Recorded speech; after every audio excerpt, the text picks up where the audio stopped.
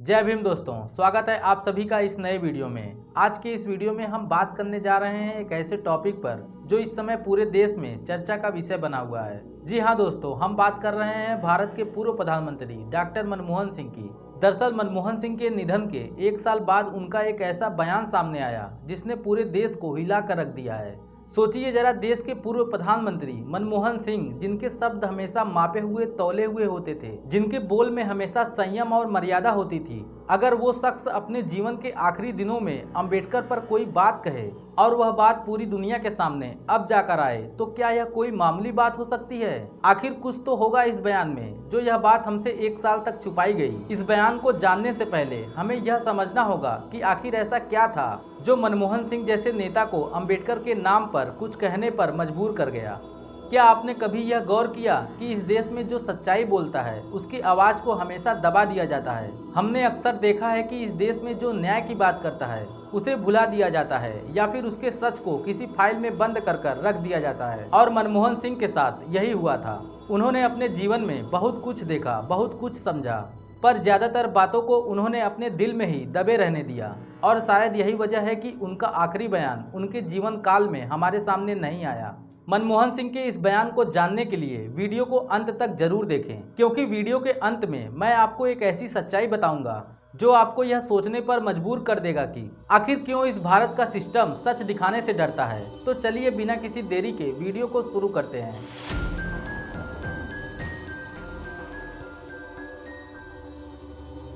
दोस्तों, जब भी हम मनमोहन सिंह का नाम सुनते हैं तो हमारे दिमाग में एक शांत, विनम्र और एक बेहद समझदार नेता की छवि आती है। एक ऐसा नेता जो ज्यादा बोलता नहीं था, लेकिन जब भी बोलता था तो पूरा देश उसे ध्यान से सुनता था, जिसने कभी अपने लिए नहीं बल्कि पूरे देश के लिए काम किया। सोचिए दोस्तों, वह इंसान जिसने भारत के अर्थव्यवस्था को 1991 के संकट से निकालकर एक नई दिशा दी। लेकिन वही मनमोहन सिंह जब अपने जीवन के अंतिम समय में अंबेडकर का नाम लेते हैं तो आखिर उन्होंने ऐसा क्या कहा होगा जो आज वह हर जगह चर्चा का विषय बना हुआ है। कई लोग कह रहे हैं कि वह एक निजी रिकॉर्डिंग थी जो उनके परिवार के किसी करीबी ने हाल ही में शेयर किया। वहीं कुछ लोग कह रहे हैं कि यह उनका आखिरी संदेश था जो शायद उन्होंने इस भारत के युवाओं के लिए छोड़ा था। लेकिन इससे पहले कि मैं आपको बताऊं कि उन्होंने क्या कहा था, मैं आपको कुछ ऐसी बातें बताना चाहता हूँ जो शायद आपने पहले कभी नहीं सुनी होंगी।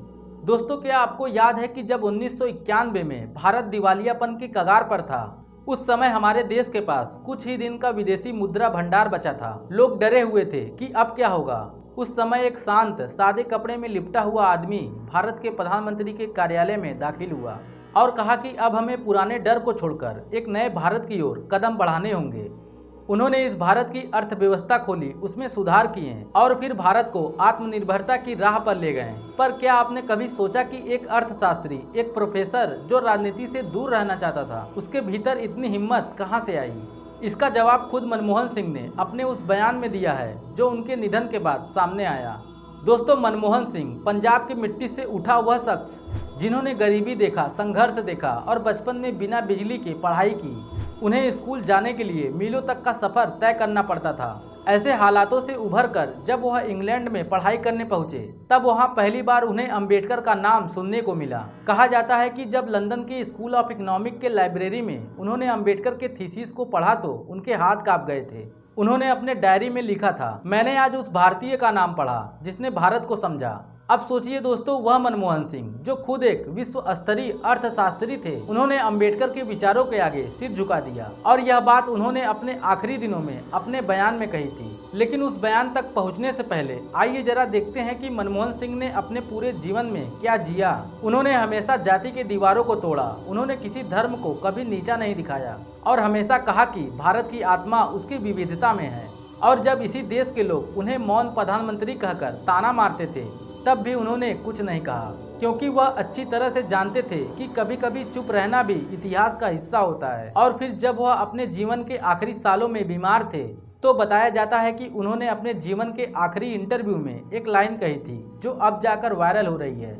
मनमोहन सिंह के इस आखिरी शब्द में इतनी गहराई है कि इसे सुनने के बाद कई पत्रकार, युवा, यहाँ तक कि उनके राजनीतिक विरोधी भी खामोश हो गए। तो चलिए जानते हैं कि आखिर मनमोहन सिंह ने अपने जीवन के आखिरी बयान में क्या कहा था। अपने इस बयान में उन्होंने कहा कि अगर भारत आज अपने दम पर खड़ा है तो उसकी रीढ़ की हड्डी डॉक्टर भीमराव अंबेडकर हैं। मैंने अपने जीवन में बहुत सुधार किए, बहुत योजनाएं बनाई, लेकिन अगर अंबेडकर ने संविधान नहीं लिखा होता तो हम में से कोई भी बोलने, सोचने और लड़ने की आज़ादी नहीं रखता। अंबेडकर ने हमें सिर्फ संविधान नहीं दिया, उन्होंने हमें इंसान होने का अधिकार दिया। मेरे लिए वही भारत के असली प्रधानमंत्री थे। उन्होंने अपने बयान में आगे कहा कि मुझे राजनीति ने नहीं बल्कि अंबेडकर ने सिखाया कि सच्चा नेता वही होता है जो समाज के सबसे कमजोर वर्ग के लिए खड़ा हो। मनमोहन सिंह के यह शब्द अब इतिहास में दर्ज हो चुके हैं। यह एक पूर्व प्रधानमंत्री की नहीं बल्कि एक सच्चे इंसान की आवाज़ थी। तो दोस्तों, मनमोहन सिंह के इस बयान पर अपनी राय और अपने सुझाव हमें ज़रूर बताएं। वीडियो पसंद आया हो तो वीडियो को लाइक करें, चैनल को सब्सक्राइब करना ना भूलें। मिलते हैं अगले वीडियो में, तब तक के लिए जय भीम, जय भारत।